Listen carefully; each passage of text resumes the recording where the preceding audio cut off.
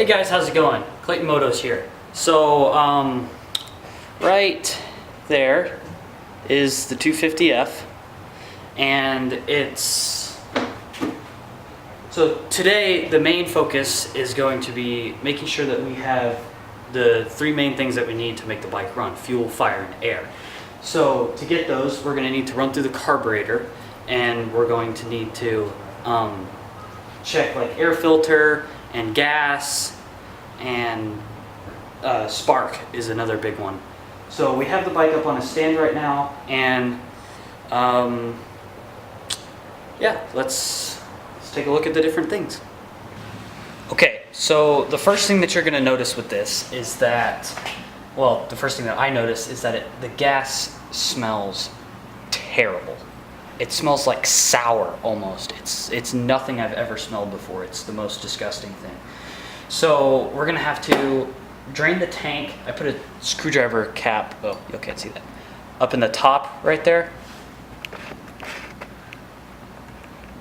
Can't see it really. Maybe a little bit. But to try and keep the smell from polluting the garage.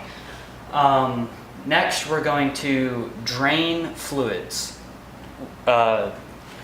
Coolant, oil, and I'm going to take the gas tank off, and I'm going to dump all the gas into a small gas can because I don't want to contaminate the big one.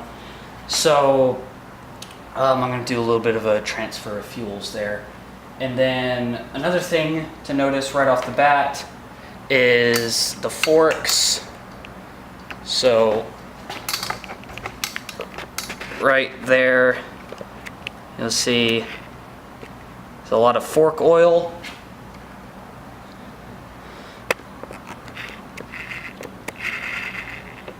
See that? That's bad. It's not, that means that the fork seals are bad, so I'm gonna have to change that. That's gonna be in a future video.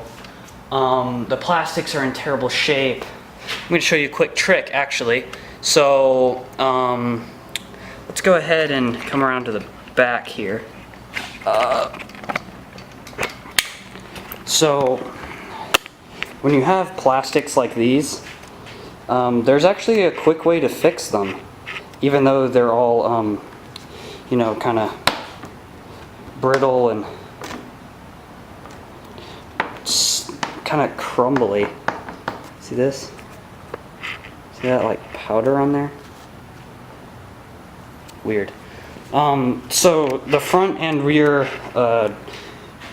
fenders are like that. So I'm going to show you all a really quick fix on how to deal with plastics in that bad condition. So right under here are 4 10mm bolts. You're just going to take those off. Let's look at the difference. This part was under the tire, and this part was exposed to the sun. So now I'm going to take you on a quick little trip of what you do with plastics like these. You throw them away. Okay, so there's one more thing that we want to check before we start to take apart the bike any further. I've already done a couple tests, and it does have good compression, and oh, there's one more thing that's wrong with it, well, that I know of. So the front brake has absolutely no contact with the master cylinder, or there's no fluid, but if you look right there, I don't know if y'all can see it. There's fluid in there, so that's what I'm getting at. So the bike does have really good compression. See, I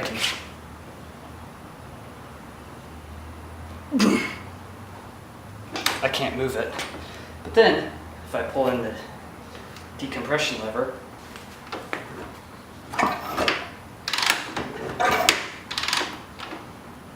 that is a terrible sound. Okay, so first things first, we need to take off the tank. So let's go ahead and start doing that. first thing you're going to want to do is take off the seat here. And it comes up. There's usually 2 bolts back here, but there's nothing. And then it slides out. Oh my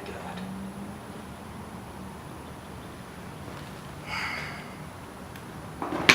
I'm assuming all of y'all know what an air filter looks like. If you don't, look it up. But I can assure you, it does not look like that. This is, oh, it's falling apart in my hand. This is in very, very bad shape. That's terrible. How to fix broken air filters.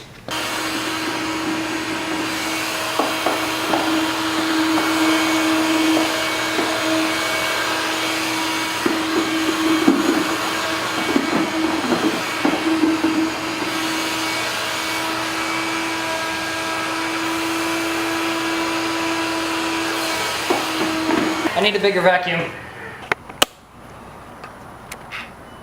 See? A lot better. Okay, so we know we have air, because I just fixed that problem. Okay, so we know we have air because I just fixed that problem.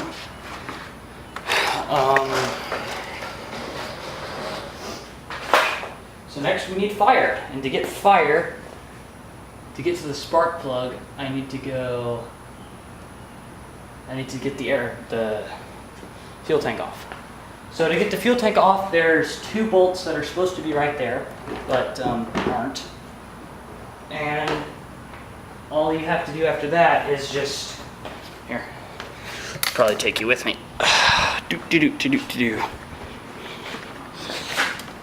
Next you have to turn off the petcock, which is that thing. See it? Beautiful.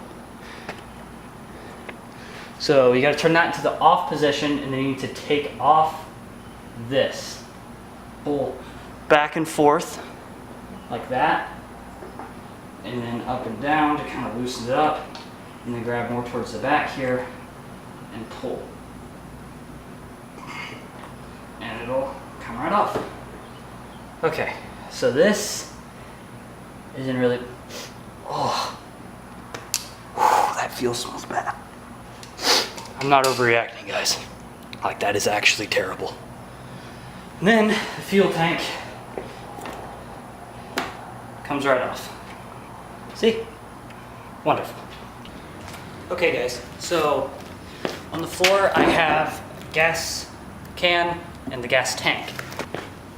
You're going to want a funnel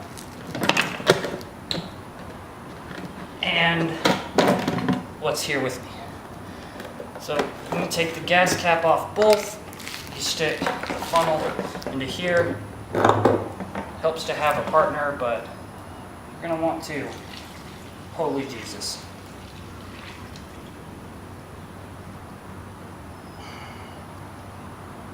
Wow.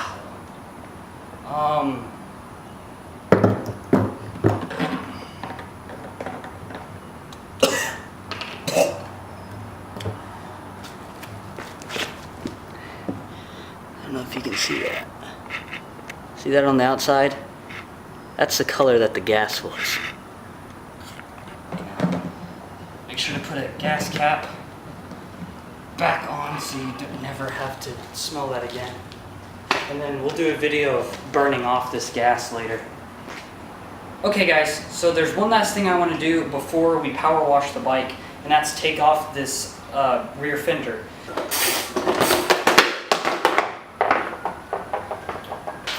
Now this is getting thrown away.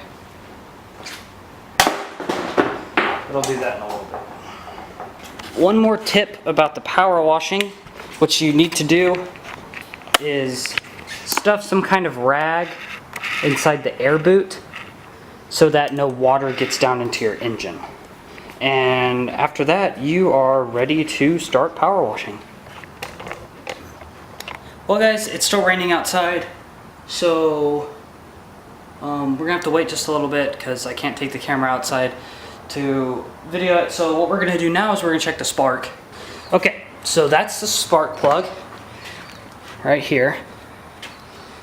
And now we just gotta try and get the cover off. You just gotta wiggle it and then it should come right out. Now way deep down in there is the spark plug. See how long that cap is? So, I don't know if you'll be able to see it. No, I can't get an angle. But way down deep in there is the spark plug.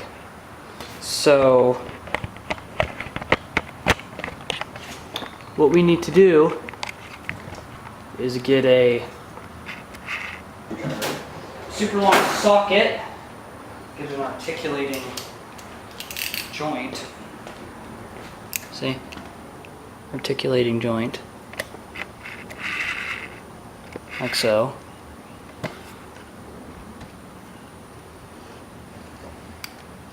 And then got it. You want to grab a pair of angled needle nose pliers, stick down in there. Maybe she's not quite ready to come out yet. And spark plug. Wow, that spark plug is really, really, really clean. Let's get a good look at that for y'all.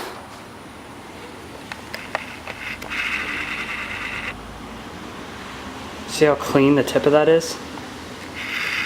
That's really good. That means that this, well, actually,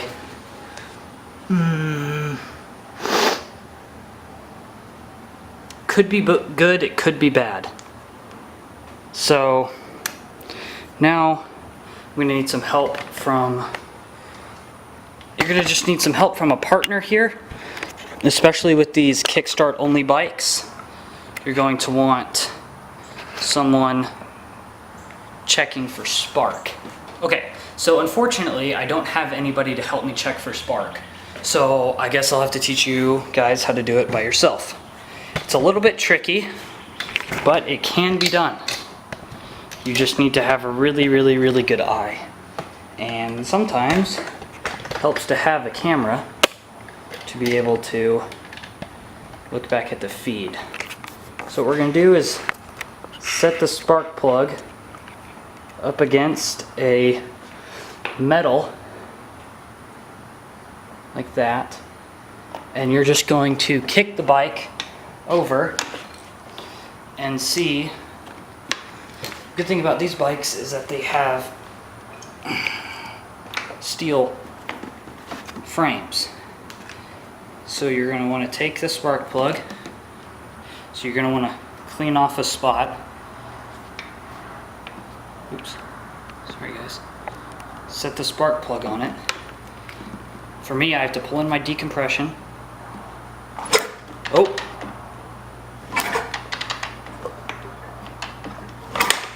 I see spark.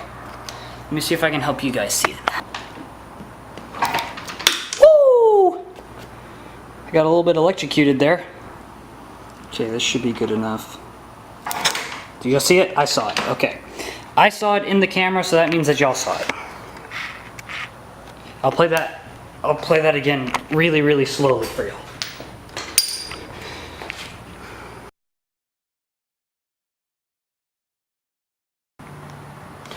So what you're gonna want to do is take out a feeler gauge and make sure that the spark plug is within spec. The recommended spark plug gap is 0.7 to 0.8 millimeters. Ours is in spec. So now you're going to want to carefully insert spark plug back into its housing And you should probably use the same tool that you used to get it out. So just be very careful not to damage it. And then make sure it gets back in its housing. And you're going to take your same tool, flip it the other way, set it down, and slowly tighten it.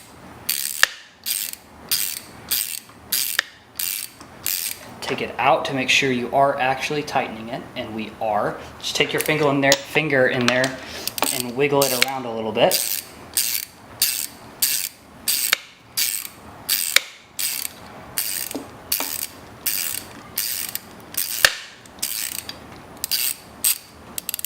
Okay, and then you don't want to get it too tight, you just want to have it snug. So you take your cap back and make sure you can hear the clicks. So now we know that we have fuel and we have air, because now that we took out that nasty air filter, that lets us know that we do have air. Good clean air flowing in. So next thing that we are going to do is power wash this bike. Now, if you don't have a power washer, it is completely fine to just use a hose and some soap. But I found that with power washers, you don't have to use soap, so it makes it a lot easier. Now, one thing about these race bikes is that they do not have kickstands. The reason for that is to save weight. So you can use really anything to prop up the motorcycle on. I'm using an old recycle bin. You're going to pass the motorcycle, get it lined up to where you want it to be. In our case, about here is good. And then we do have a very loose spring on this bike, so it's going to be a little bit difficult to get the back up, but you're just going to pull and move. So grab and move. Simple and easy. So 2 tips before you start power washing or washing at all. You don't want to spray directly into your muffler, and you do not want to spray directly into the airbox. Both of those are not places you want to spray. So now we begin spraying.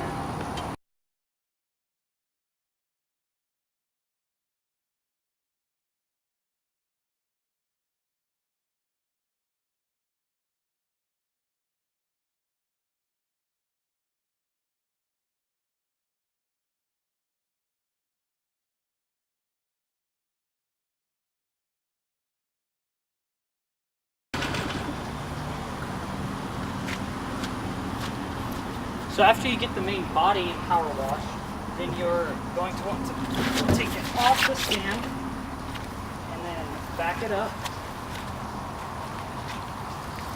and then lean it down onto one side of the handlebars. So you're going to want one of the handlebars stabbing into your stand.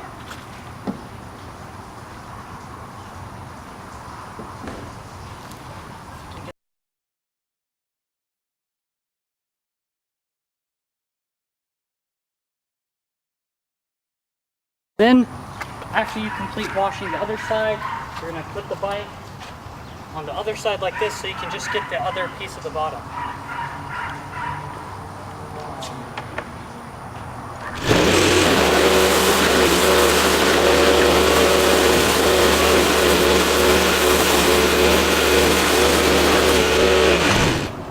Then, after you get the other side of the bike, just pick it up. I would say leave it out to dry, but a little wet outside right now. So normally what I would do here is just leave it out to sun dry, but since we don't have that chance today, because it's raining, I'm going to take a blow dryer and I'm just going to blow dry the pieces of the bike. Okay guys, so that is all for today. Might be a little bit of stuff I'll do off camera, but those were the main things I wanted to do today. In the next video, we will go over the carburetor and how to assess that. But if you enjoyed the video, make sure to like, comment, and share, and I will see all of y'all in the next video.